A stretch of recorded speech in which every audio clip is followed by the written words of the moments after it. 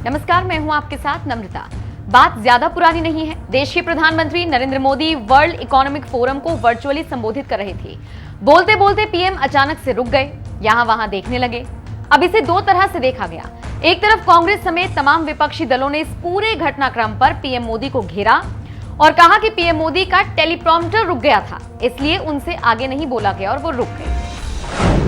जबकि इसकी असली वजह यह बताई गई कि कुछ टेक्निकल इशू हुआ था, जिसकी वजह से आवाज नहीं जा पा रही थी, लिहाजा पीएम को रुकना पड़ा। यह मुद्दा खूब गरमाया। सोशल मीडिया पर कई दिन तक टेलीप्रॉम्प्टर ट्रेंड भी करता रहा। अब इसी टेलीप्रॉम्प्टर का जिक्र उस वक्त फिर से उठा जब प्रधानमंत्री ने लाल किले की प्राचीर पर तिरंगा फहराने के बाद जनता के नाम संबोधन दिया। यह संबोधन लगभग 82 मिनट का था। पीएम ने अपने इस भाषण में कई बातों का जिक्र किया, लेकिन जैसे ही यह भाषण खत्म हुआ, वैसे ही दबी जुबान में फिर से टेलीप्रॉम्प्टर का जिक्र शुरू हो गया। हालांकि ऐसी बातचीत उठती देख जानी मानी पत्रकार रूबिका लियाकत भड़क गई। रूबिका ने ट्विटर पर ट्वीट करते हुए लिखा, 82 मिनट का भाषण पीएम मोदी का, धारा प्रवाह और वो भी बगैर टेलीप्रॉम्प्टर।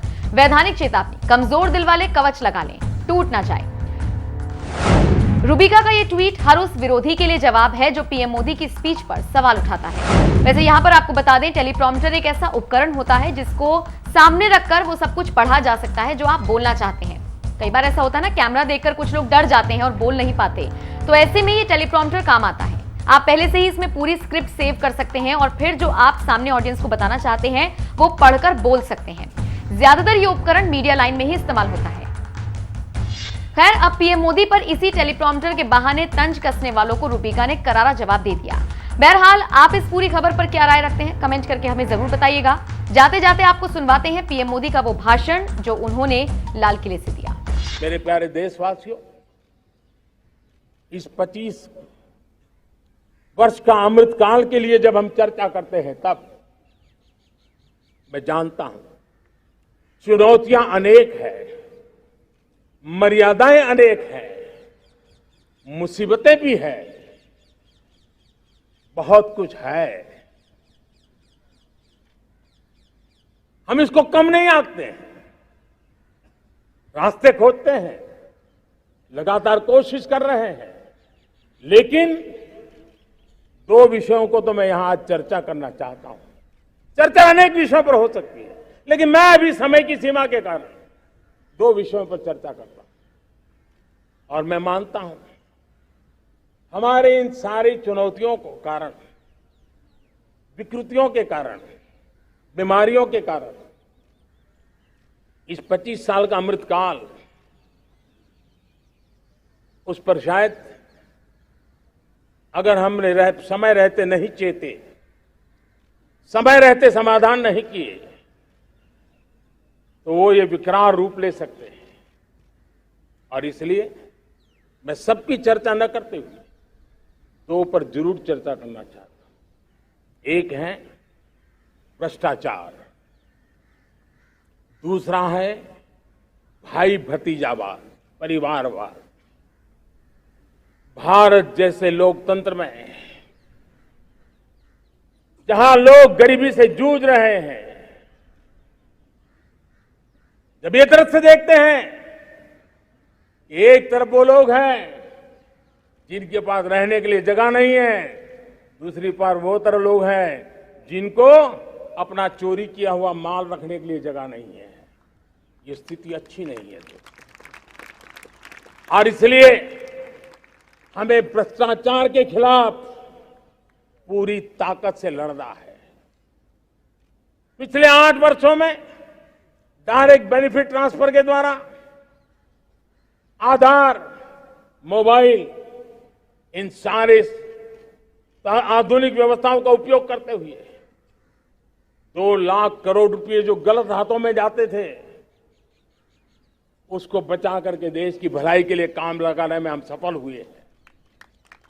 जो लोग पिछली सरकारों में बैंकों को लूट लूट करके भाग गए, उनकी संपत्तियां जब्त कर करके वापस लाने की कोशिश कर रहे हैं। कईयों को जेलों में जीने के लिए मजबूर करके रखा हुआ है। हमारी कोशिश है जिन्होंने देश को लूटा है उनको लौटाना पड़े, वो स्थिति हम पैदा करेंगे। भाइयों बहनों, अब भ्रष्टाचार के खिलाफ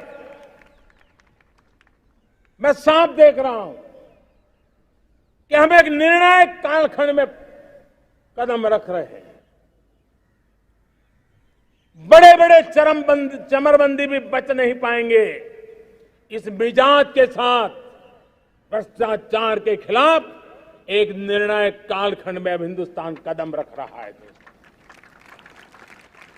और मैं लाल किले की प्राचीर से बड़ी जिम्मेवारी के साथ कह रहा हूं।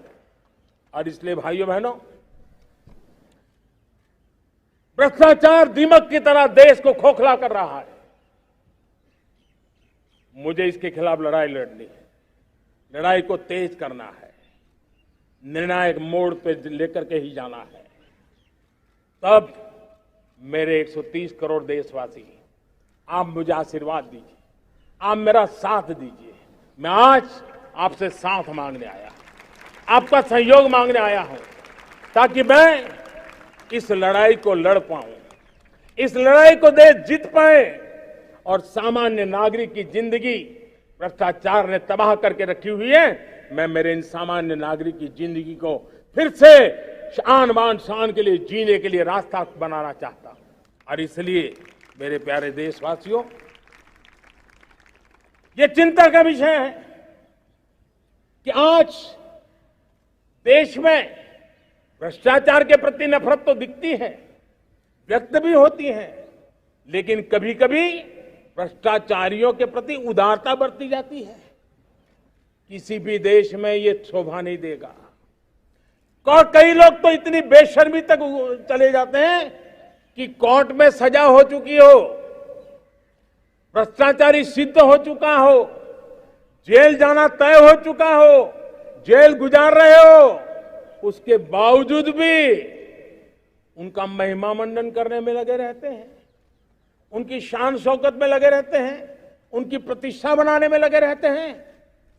अगर जब तक समाज में गंदगी के प्रति नफरत नहीं होती है, स्वच्छता की चेतना जगती नहीं है। जब तक भ्रष्टाचार और भ्रष्टाचारी के प्रति नफरत का भाव पैदा नहीं होता है, सामाजिक रूप से उसको नीचा देखने के लिए मजबूर नहीं करते, तब तक एक मानसिकता खत्म होने वाली नहीं है। और इसलिए भ्रष्टाचार के प्रति भी और भ्रष्टाचारियों के प्रति भी हमें बहुत जागरूक होने की जरूरत है। दूसरी एक चर्चा मैं करना चाहता हूं, भाई भतीजावाद। और जब मैं भाई भतीजावाद, परिवारवाद की बात करता हूं तो लोगों को लगता है मैं सिर्फ राजनीतिक क्षेत्र की बात करता हूं। जी नहीं, दुर्भाग्य से राजनीतिक क्षेत्र की उस बुराई ने हिंदुस्तान की हर संस्थाओं में परिवारवाद को पोषित कर दिया है।